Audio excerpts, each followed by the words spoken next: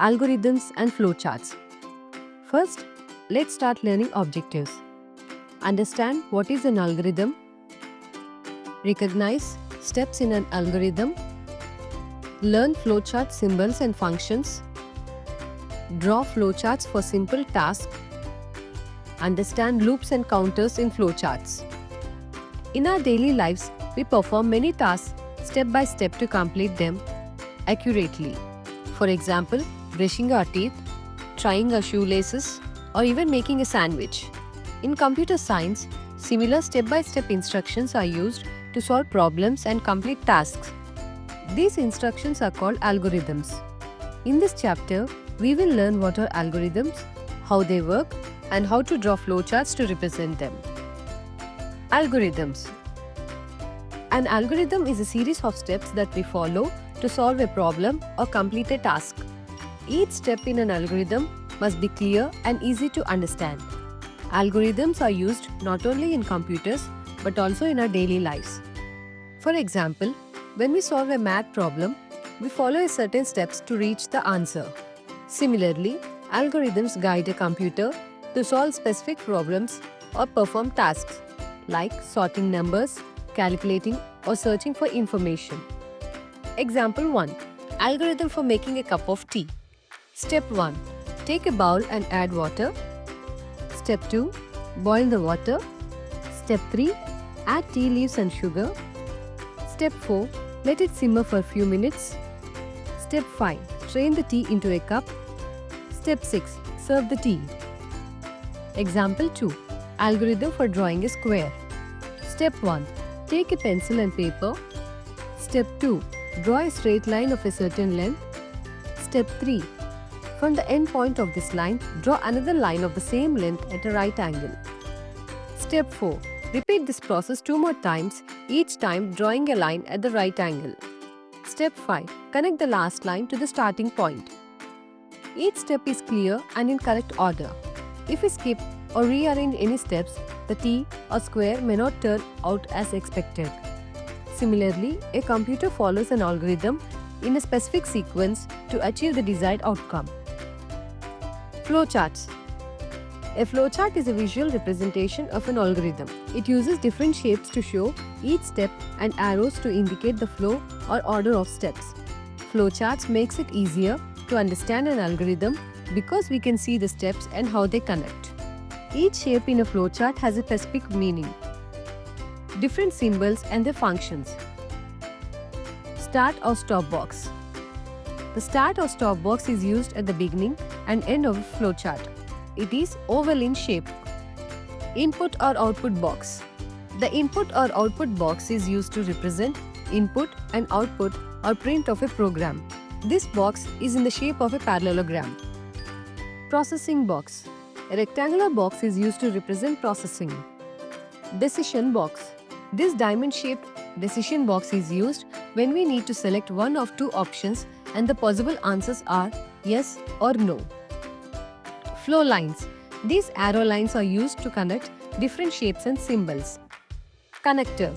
Sometimes a flowchart is so long that it cannot be printed on one page. We have to shift a part of it to the next page. In that case, a circle is used to connect the two different parts of a flowchart which are at different places. It is called a connector. Rules of flowcharting. While flowcharting a task, we generally flow from top to bottom and left to right. A flowchart can have only one start and one stop box. Arrowheads are used to indicate the flow of information or a sequence of events. When arrows in a flowchart cross, it's just a visual overlap with no connection between the steps. Avoid crossing or use connectors for clarity. If your flowchart is too long to be placed on one sheet, you can use connectors to join different pages. These connectors must be given the same numbers, say 1, 2, 3, etc. Some examples of flowcharts. Example 1. Find the sum of two numbers. The solution would be like start, input number 1, number 2, sum equals number 1 plus number 2, print sum and the end.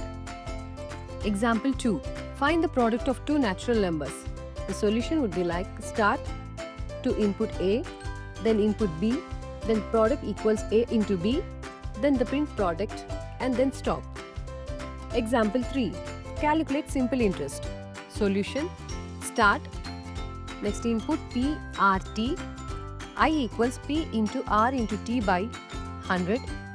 Then print I and then stop. Example 4. In an examination, the grading was declared as follows. If marks are greater than or equal to 90, grade is A1. If marks are greater than or equal to 75 but less than 90, grade is A2.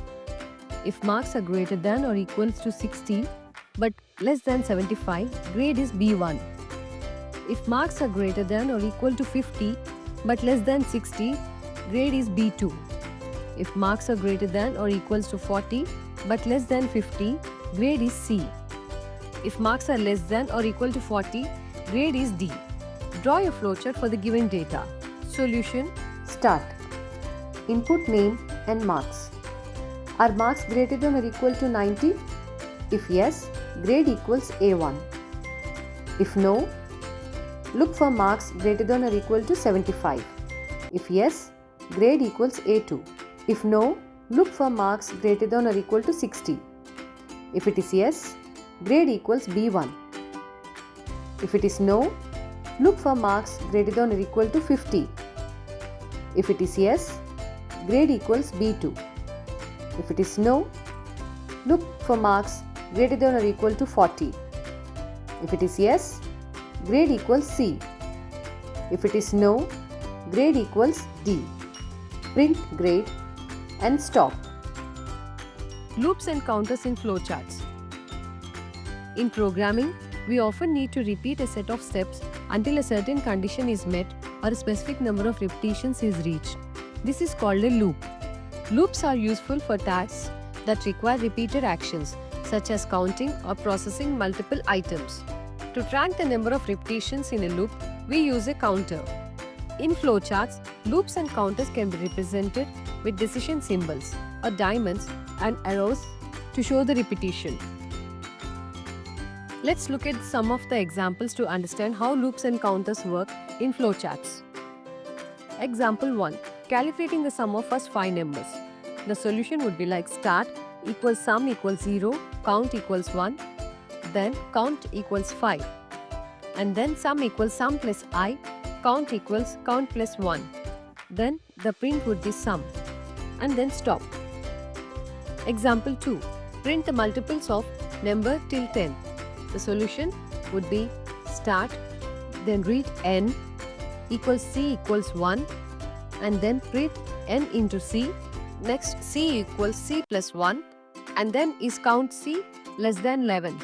If the answer is yes or no, and then stop. Note, in the flowchart for example 1, I represents the current number being added to the sum, starting from 1 and incremented with each loop iteration until it reaches 5. Let's get into the chapter summary. Algorithms are step-by-step instructions for solving problems. Algorithms guide both humans and computers in completing tasks. Flowcharts make algorithms easier to follow and understand. Flowcharts visually represent algorithms using symbols and arrows. Each flowchart symbol has a specific purpose in representing steps. The oval symbol represents the start or end of a process. Rectangles represent actions and diamonds represent decisions in flowcharts. Loops in flowcharts repeat actions until a condition is met. Counters in flowchart help track repetitions in a loop. Thank you.